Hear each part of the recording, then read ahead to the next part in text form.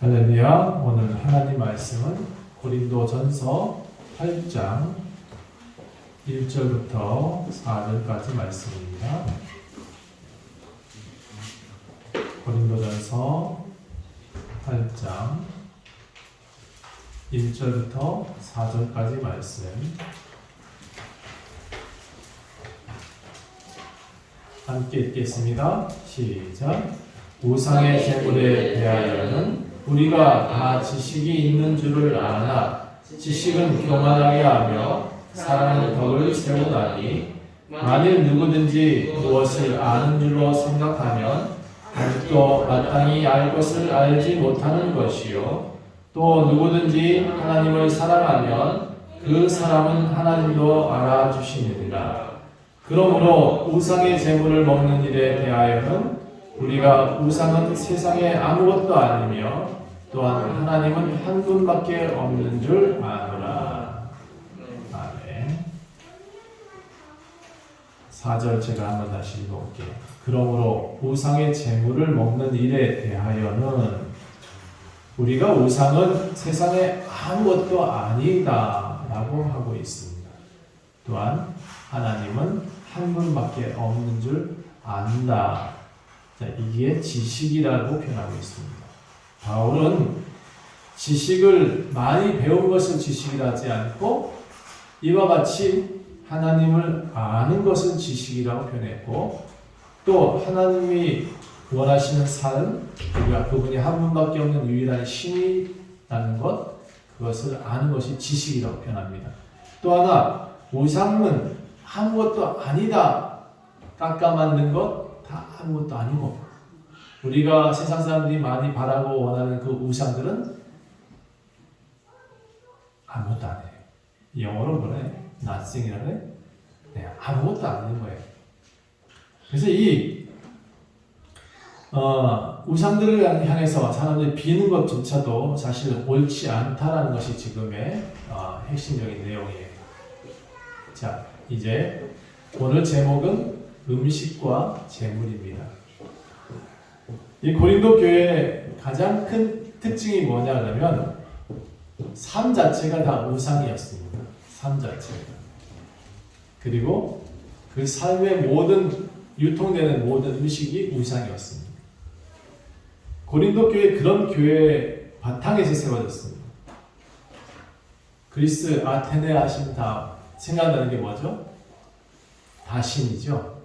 여신 나오고 무슨 하늘에 아테네 신 나오고 뭐 여러 가지 무슨 바다에 포세이돈 나오고 그렇죠?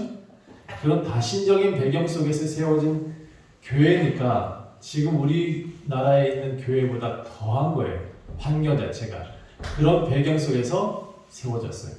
우리는 유교의 배경도 있고 불교의 배경도 있지만 이 그리스 고린도 교회는 짬뽕이 모든 짬뽕이 다 있는 거예요. 교회뿐만 아니라 신이 아주 일본과 같아요. 일본과 같아요. 제가 보니까 일본은 고무신도 신이라 그러고 우리나라의 그 아주 유명한 그 배우도 신이 되더라고요. 이름이 갑자기 생각이 안 나는데 제가 하여튼 모든 사람을 보고 다 신이라고 얘기하는 사람들이 그 일본 사람인 것 같아요. 그런 데서 만약에 우리 교회가 세워진다. 그래서 일본의 사람들은 1%밖에 기독교가 없다고 그래요. 그만큼 종교의 다원주의 속에 기독교가 자리 잡기가 참 어려운 것 같아요. 자, 오늘 7장은 사실 이제 좀 길게 안 하려고 해요. 길게 하면 좀 이상해질 것 같아요. 그래서 7장의 내용들은 좀 짧은 식으로 좀 최대한 압축해 보려고 합니다. 여러분, 우리가 가까운 이 중앙아시아, 옛 구소련인데요. 키르기스스탄 또는 베트남 이렇게 약간씩 떨어져 있지만 비슷한 문화가 하나 있어요. 옛날에 우리나라도 있었어요. 보쌈 아시나요? 보쌈? 네, 보쌈 문화가 있었어요. 이거를 키르기스스탄에서는 지금 뭐라고 하냐면 알라카추라는 말로 써요. 베트남식은 또 어떻게 되냐면 자기가 좋아하는 여자가 생겼어. 그럼 그 여인들을 놀러 가자고 절벽에 데려가요. 그리고 남자 친구들과 또는 뭐 뛰는 친구들과 함께 그 여인을 절벽에 딱 세워요. 그리고는 손 하나 딱 잡고 밀면서 이렇게 얘기해요. 나와 결혼할 거야? 안 할 거야? 결혼하지 않으면 넌 죽을 거야. 밀어내겠다고 협박을 줘요. 그 베트남 사람들은 그래서 결혼한 사람들이 대부분이에요. 자, 키르기스스탄 대부분의 5명 중에 1명은 잡혀가지고 결혼해서. 예, 옛날에 말에다 태웠다 그래요. 말에다 태워가지고 집에 내려와서 그랬다는데 요즘은 차에 태워요. 그리고 납치를 하는 거죠. 그래서 문제가 생겼어요. 어떤 문제가 생겼는데 요즘은 이제 신세대잖아요. 다들 좀 배웠잖아요. 외국 나서 공부도 했던 친구들인데 누가 날 좋다고 차에 태웠어. 그렇다고 결혼하는 사람이 많지 않아진 거죠. 무슨 생각이 들까요? 결혼 안 하려고 하니까 도망가다가 결국 그 남자한테 죽임을 당하는 경우가 생기는 거예요. 그런 사건들이 비일비재해지니까 중앙정부도 이거는 좀 어떻게 바꿔야 되는 문화다라고 계속 떠들고 있지만 이 공권력이 이래요. 여자 부모가 아이가 납치됐으니까 수사 좀 해주세요 했는데 경찰이 이렇게 전화를 하는 거예요. 답을 하기는. 아이고 이제는 축하해요. 결혼 날짜 잡으셔야겠네요. 결혼식을 준비하세요. 하고 전화를 끊어버린다는 거예요. 그래서 납치돼가지고 죽었다. 그때서야 이제 수사를 하는 나라가 키르기스탄. 5명 중에 1명은 그렇게 결혼을 했다 그래요. 어떤 여인은 집에 가서 끌려갔으니까 화가 나잖아. 그래서 신랑 가족들 다 결혼한다고 해놓고 독극물을 다 타가지고 결혼식 가서 딱 죽여버렸는 그런 사건도 있었다 그래.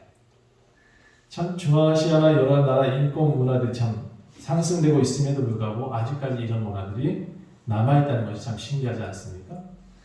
강제 결혼이라고 해요. 이거를 알라카추라고 하기도 하고.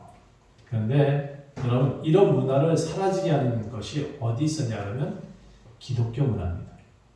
그리스 안에서도 이런 팽변이 많았었습니다. 아무나 데리고 오는 거죠. 근데 바울이 세운 교회 안에서도 이런 일이 일어나니까 바울은 이건 없어질 문화야, 없애야 될 문화야 라고 분명히 선언합니다. 그리고는 오늘 7장에 있는 내용이 결혼을 주제로 이런 이야기를 합니다. 그런데 바울은 결혼하지 않았기 때문에 또 임박한 환란이 가까웠기 때문에 비혼주의를 먼저 내세웁니다. 그리고 그렇게 문화가 안 좋을 것 같으면 차라리 결혼하지 마라 라는 식으로 결론을 내고 있다는 거죠. 자, 고린도 교회에 전파한 것은 크게 3가지였습니다. 첫 번째는 하나님이 우리를 창조하신 신이었다. 그분만이 유일한 신이다 라는 것을 강조합니다. 그러니까 다신 문화에서 이 유일신을 주장하니까 굉장히 어려웠겠죠. 분명히 바울은 많은 이적과 기적을 통해서만이 그 많은 사람들을 교회로 데리고 왔었을 겁니다. 두 번째는 사람을 구원하실 이가 예수 그리스도밖에 없다. 우리가 믿어야 될 대상은 예수님의 십자가 죽으신 부활밖에 없다. 이것을 계속 강조했습니다. 그런데 그 고린도 교회 사람들은 그걸 좋아하지 않아요. 왜냐하면 다신적인 분위기가 있기 때문에 점치는 거 굉장히 좋아해요. 앞에서 누가 그 사람의 미래를 말해주고 그 사람의 과거를 꼬집어주고 잘못한 것을 탁탁 집어내는 그런 것을 굉장히 좋아했던 거예요. 근데 저는 이걸 현대교회에서도 봐요. 참 신기해요. 저는 바울은 이걸 금지시켰어요. 너네들 점치는 거 하지 마. 그래서 3번째 내용이 뭐냐면 우상 숭배하지 말라는 거예요. 여러분, 저는 여러분도 이런 악연을 좀 끊어냈으면 좋겠어요. 저는 과거에 많은 사람들이 우상 숭배했을 때 그 집 식구들에 대한 것을 추적해보면 하나님을 참 대적한 사람들이 좀 어려움을 많이 당하는 것을 봐요. 그래서 저는 빨리 이걸 끊어내자라고 말을 해요. 우리 때에서 끊어내지 않으면 우리 다음 아이들까지도 영향을 주는 것이 이 우상 숭배에 대한 영향이에요. 죄라고 하는 것이. 구약에서는 이 흐름 때문에, 죄의 역사 때문에 누구는 병이 들고 누구는 어떻게 장애로 태어나고 이렇게 얘기를 해요. 그런데 사실 예수님은 또 그렇게 표현하진 않아요. 저가 누구의 죄 때문에 저렇게 됐나요? 그냥 하나님의 영광을 위해서 저렇게 됐다라고 표현하시지, 그가 누구의 죄 때문이라고 표현하지는 않으십니다. 저는 이게 답인 것 같긴 해요. 그래서 여러분, 지금 하나님의 영광을 위해서 되어진 이 모든 것들은 과거의 것은, 악한 우상 숭배의 것은 좀 끊어낼 수 있었으면 좋겠다. 빨리, 되도록 빨리. 그래서 여러분도 하나님의 은혜만이 가득 채워지는 미래가 설계되었으면 좋겠고, 가득 채워지는 충만함이 여러분 삶 속에서 나타났으면 좋겠습니다.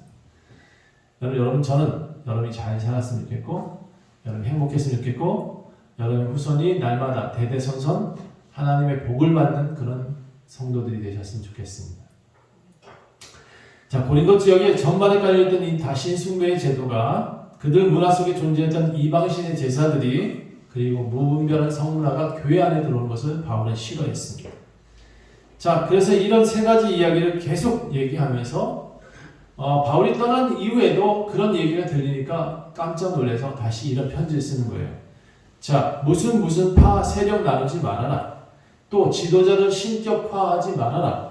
또 고린도 교회들 이상하게 누구의 아버지의 아내까지 그렇게 취했다는 그런 짓 하지 말아라. 이것이 핵심적인 얘기면서 다시 결혼이 뭔지, 또 너희 사역자가 뭘 해야 되는지, 사도는 어떤 권리를 갖고 있는지, 어떻게 송사를 해야 되는지, 이런 내용들을 쭉 6장, 7장, 8장, 9장, 10장까지 지금 정리하고 있습니다. 자, 제가 여기까지 이 6장부터 10장의 내용을 함축해서 말씀드렸습니다. 여러분, 예수님이 핏값으로 산 사람들이에요, 여러분들은. 여러분은 단순히 옛날 모습으로 살 수가 없어요. 우리는 유교의 문화에 살 수 없는 존재예요. 우리는 불교의 문화에 살 수 없는 존재예요. 왜? 여러분은 이미 과거의 육체로 살 수 없는 존재예요. 누구를 알았냐? 예수님을 알았기 때문에. 또 예수님으로 인해서 예수님의 핏값으로 여러분을 샀어요. 여러분 옛날에는 우상한테 매여있던 사람을 예수님이 핏값으로 십자가에 달려 죽고 그 피를 뿌려서 야, 이 모든 일을 깨끗하게 했다라고 하고 당신의 사람으로 키우신 거예요. 다시 세우신 거예요. 이걸 뭐라고 표현하면 좋을까? 옛날에는 마귀의 자식이었는데 마귀한테 사왔다고 당신의 피를 흘려놓고 이들은 원래 내가 만든 존재니까 내 사람으로 만들 거야 라고 예수님이 작정하시고 십자가에 달려 죽으셨다는 겁니다. 그러니까 여러분은 지금 마귀의 자식이 될 수 없어. 세상 사람으로 살 수도 없어요. 여러분은 어차피 예수님의 것이에요. 그러니까 예수님의 것이니까 예수님의 음성을 들어야 돼요. 그리고 그분의 마음을 헤아리고 그분의 삶을 사셔야 돼요. 고린도 교회에서는 이 얘기를 계속하고 있는 겁니다. 더 이상 죄의 방법으로 살지 말고 하나님의 방법으로 좀 살자라는 것이 바울의 핵심적인 내용이에요. 자, 이제 8장으로 좀 넘어가면 이 8장에서는 우상 제물에 대해서는 좀 이렇게 하지 말았으면 좋겠다라는 얘기예요. 8장과 10장이 같은 내용이에요. 8장은 요약이고 10장은 그것을 풀어놓은 내용입니다. 저는 그 사이에 9장이 끼어있는 이유를 잘 모르겠어요. 아마 이게 두루마리가 잘못 연결되지 않았을까, 저는 그런 생각이 좀 할 때가 있어요. 왜 8장 하다가 9장 내용이 좀 다르고 갑자기 10장으로 갔을까? 그런데 여러분 옛날에는 8장, 9장, 10장 이렇게 절을 나누지 않았답니다. 그냥 쭉 보는 책 중에 하나였어요. 그러니까 8장, 9장, 10장 이 모든 내용이 그냥 하나의 메시지라고 생각하시면 좋겠습니다.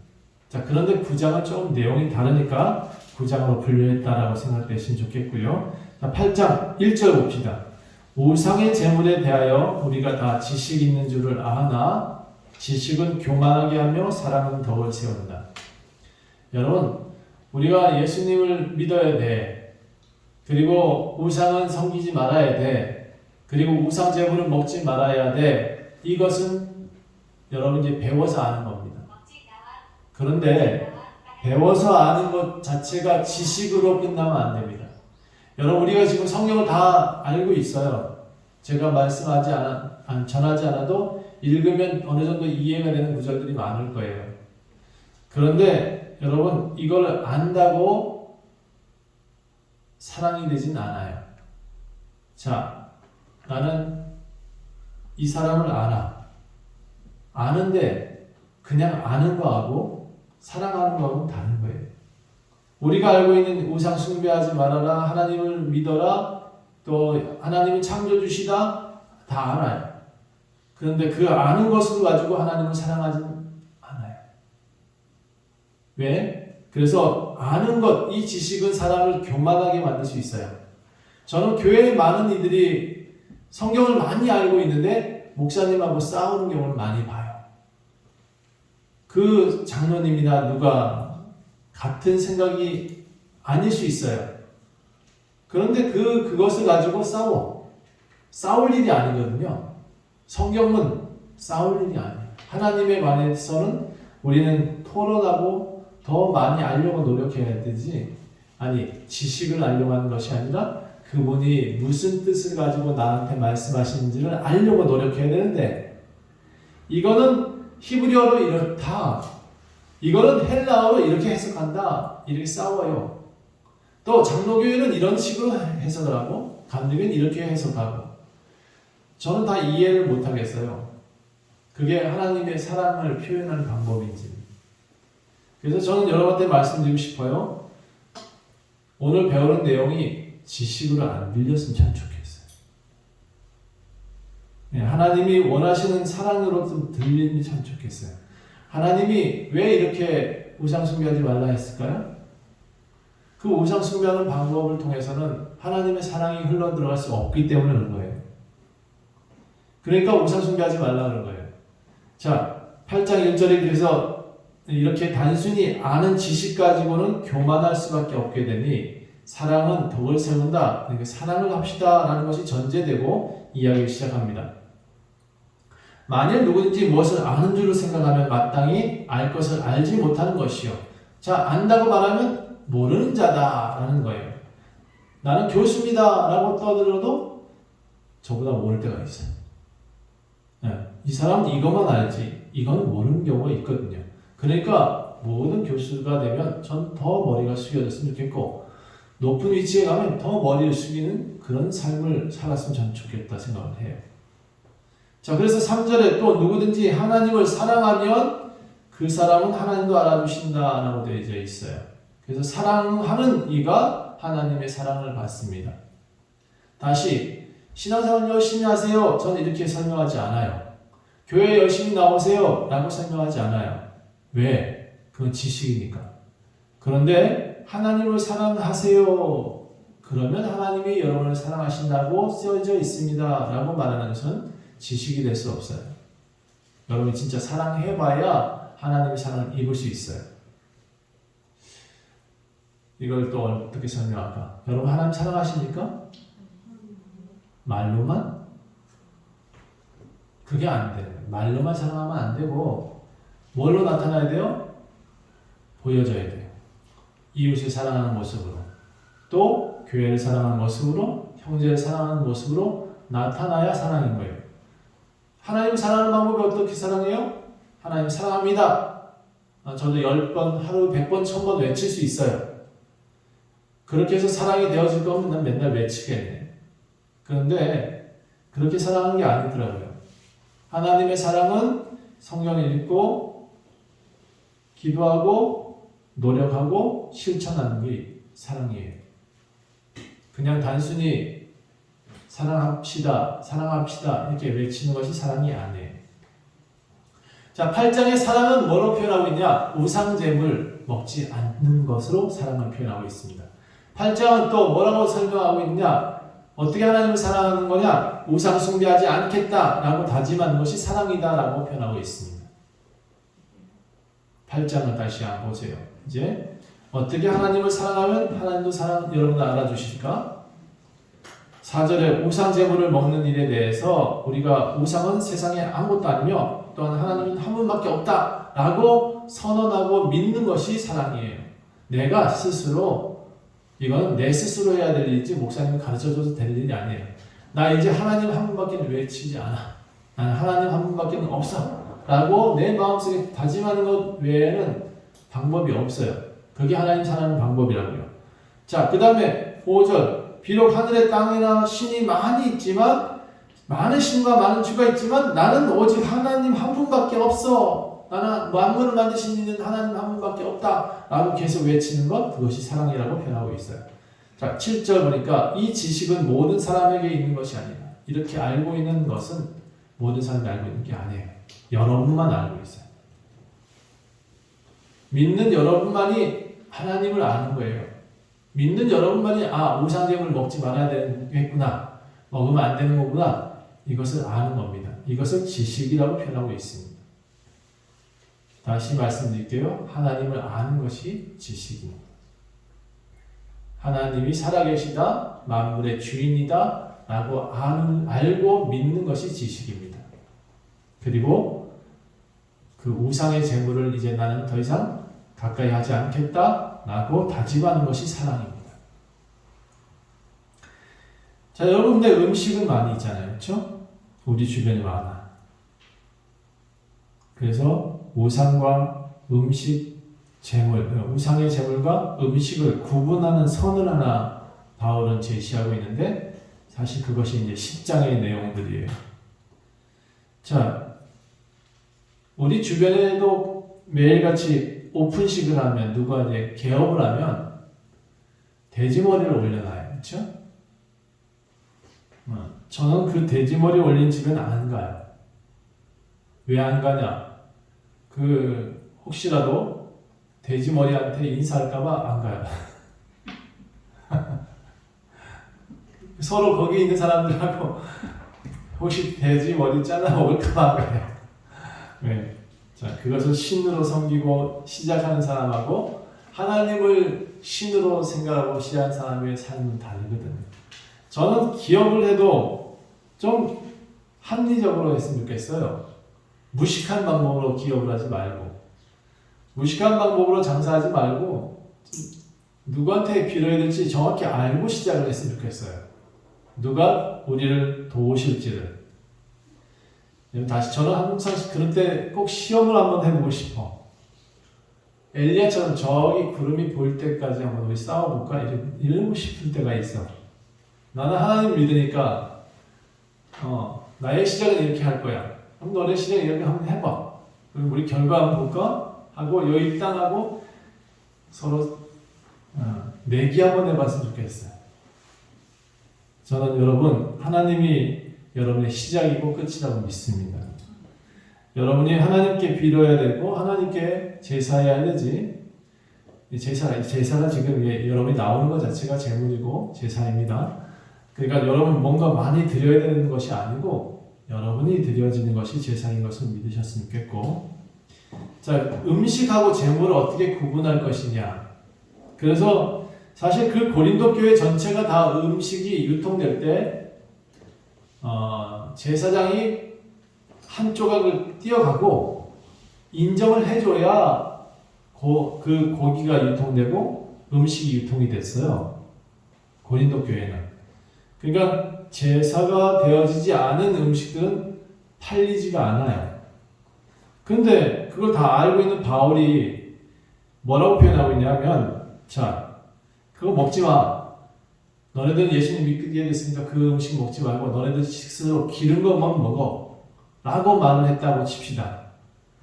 그러면 바울은 그 당시에 가장 먼저 이단의 괴수가 됐을 거예요. 자, 그래서 그가 말을 하는 것 중에 하나는 뭐냐면, 만약에 이게 제사 지낸 것을 너가 보거나 누가 제사 지낸 음식이다라고 말을 하면 너가 전도하는 연약한 사람들을 위해서 먹지 마라 라고 얘기를 하는 거예요. 다시 묻지도 말고 따지도 말고 시장에서 나온 건 다 먹어도 돼. 그런데 누가 이거는 저기 집에서 제사하고 온 집의 물건이야 라고 말을 할 때는 먹지 말라는 거예요. 다시 좀 쉽게 이야기할게요. 여러분 집에서도 가끔 제사를 지내는 때가 있을 거예요. 제사라고 그러나? 맞죠? 무슨 중에 아버지 제사, 무슨 제사라고 그러죠? 그렇죠? 여러분 안 믿는 가족들과 함께 다시 모이는 날로 생각을 하셨으면 좋겠습니다. 그런 날들을. 그리고 가서 열심히 음식을 먼저 만드세요.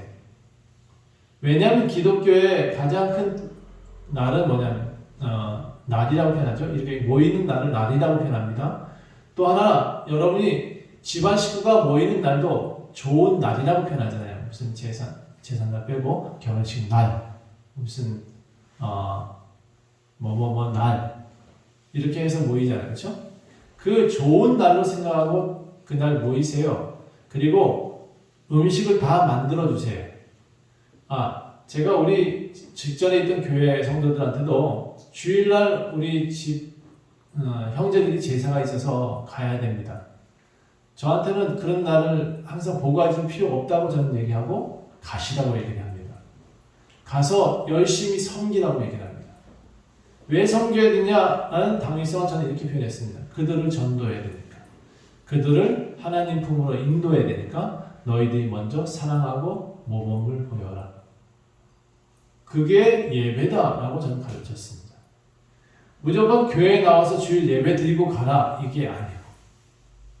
자, 어떤 사람이 결혼식이 있는데 조카 결혼식이 있대요. 근데 그 조카 결혼식 때 나는 토요일만 갔다 올게 라고 갔다 오시는 장로님, 권사님이 계신 것 같아요. 나름 신앙이 열심인 것 같은데 성도들, 이웃 형제들한테는 뭐라고 이제 얘기가 들리냐? 저 사람은 몹쓸 사람. 교회는 열심히 다니는데 집안 식구는 하나도 돌보지 않는 사람. 돈을 얼마나 갖다 줘도 소용없어요 그때. 부조를 얼마나 축의금 얼마 많이 갖다 줘도 그 사람한테서 뒤에 들리는 소식은 뭐냐면 몹쓸 사람. 이렇게 좋은 행사 때 나와서 큰아버지가 축하해줘야지. 그걸 안 해? 이런 소리가 들리는 거예요.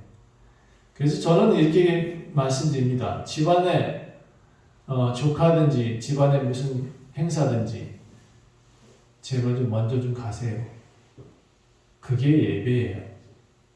우리의 예배의 목적이 뭐냐면 타인을 전도하기 위한 목적도 있잖아요. 그렇죠? 우리가 하나님의 말씀 듣고 나서 그들을 어떻게 하나님께로 돌릴까를 배우는 거 아니에요. 그럼 그 배우는 방법 중에 하나가 결혼식장 가서 축의금 내고 그들을 축하해주고 아니 너 예수님 믿는다는 교회한테 그럼 하나님이 보내서 왔어 라고 얘기하면 얼마나 좋아하겠죠? 좀 그랬으면 좋겠습니다. 다시 제사 얘기 돌아가면 집안 식구들 제사 다 음식 만들어주세요. 한 가지만 하지 마세요. 절하지 말고 그들이 절한 음식에 같이 식사하지 않으면 돼요. 그 음식으로. 자, 내 거는 따로 빼놓고 식사하세요. 자, 제가 좀 이해를 돕기 위해서 제 얘기를 좀 할게요. 저는 개업식에 가서 돼지머리 얹어놓은 집에 가서 절하는 거 좋아하지 않아요. 그리고 그런 행위를 저는 안 해요. 왜? 우상숭배라는 것을 생각하기 때문에. 그리고 만약 그 상에서 뭘 내준다? 저는 안 먹을 거예요. 대신 다른 집에 있는 거기 상에 있지 않은 것은 갖고 와준다 그러면 제가 먹을 거예요. 자, 그 다음에 저는 초상이 난 장례식장에 갑니다. 1년에 꼭 한두 번은 제가 안수해서 천국 보내니까. 근데 집에 가서 밥 먹을 때 혹시라도 그 집에 유교 집안 형처럼 해서 앞에다 차려놓는 거 저는 손 안 대죠. 아마 그게 금으로 만들었다 해서 목사님 오시니까 거기서 저한테 음식을 내준다 그러면 저는 사양할 거예요. 그게 금으로 만든 음식을 할지라도. 왜? 그것은 우상 제물로 생각되어지기 때문에 그래요. 일부러 저한테 시험하려고 그런 일을 하는 사람이 있을까봐 좀 겁나긴 해요. 네. 근데 저는 절대로 그런 일에 참여하지 않을 겁니다. 자, 그런데 만약에 제가 초상집에 갔어. 뭐 문상을 다 끝내고 저 옆에 가서 밥을 먹었다. 그건 전 먹을 거예요. 왜? 그건 음식이기 때문에 그렇습니다. 여러분 이해하시죠? 제가 말씀드린 우상 제물과 음식이 무슨 차이인지는 이해하시죠? 바울은 그렇게 기준 정합니다. 자, 시장에서 파는 거 음식이니까 그냥 먹자.